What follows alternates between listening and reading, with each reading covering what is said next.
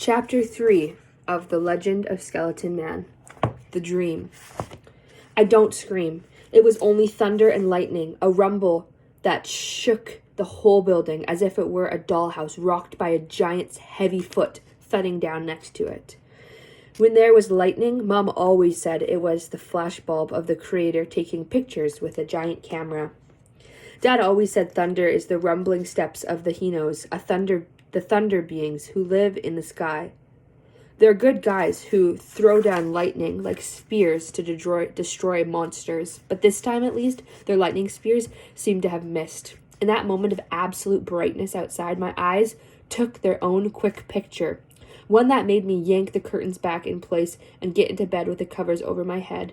What had I seen in the flash of lightning? Down there on the lawn, his face shaded by a white-brimmed hat, was a man, a tall man, skinny as a skeleton. He was standing at the door of an old shed. It was my uncle.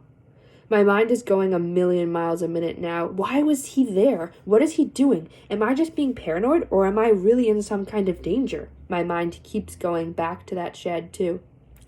It's a lot older and bigger than the little plywood one Dad has in the back of our house. It doesn't have any windows in it like Dad's shed, just one heavy door with a new padlock on it. What was my uncle going to do in that shed in the middle of the night? I can't find an answer, so I turn it all off by thinking of Ms. Showbiz singing. I think of her singing at the top of the...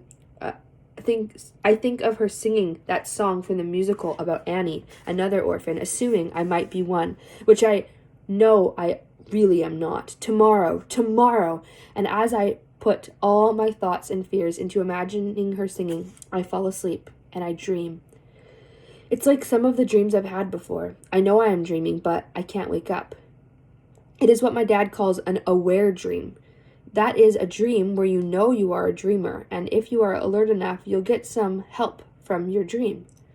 Someone or something will guide you or give you a message, but I'm too busy running to look for a guide. Whatever is chasing me is getting closer. I can feel its hot breath on the back of my neck, and I know its bony hands are about to grab me. Then the dream changes. I'm in a cave. I live in that cave, and I am not alone there. Someone is sitting in the corner of the cave. His face turned away from me. "Hold out your arm, child," he says in a rough voice. I hold my arm out towards him, and he reaches back to feel it without looking around. His long, dry fingers squeeze my forearm. Thin as a stick, he growls. "Go into the forest and check your snares. You must eat more, my niece. Eat and grow fat."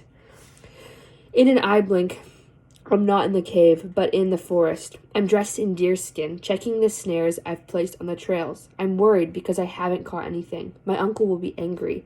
Then I see motion in the bush. Something is struggling at the side of the path. It's a rabbit. Its hind foot caught in one of my snares. I lift my stick to hit it, but the rabbit looks up at me and speaks. "Little sister," the rabbit says, "spare my life, and I will help you save your own life." I put down my stick and loosen the cord from the rabbit's foot. It doesn't run away when it is free. Instead, it looks me in the eye and speaks again.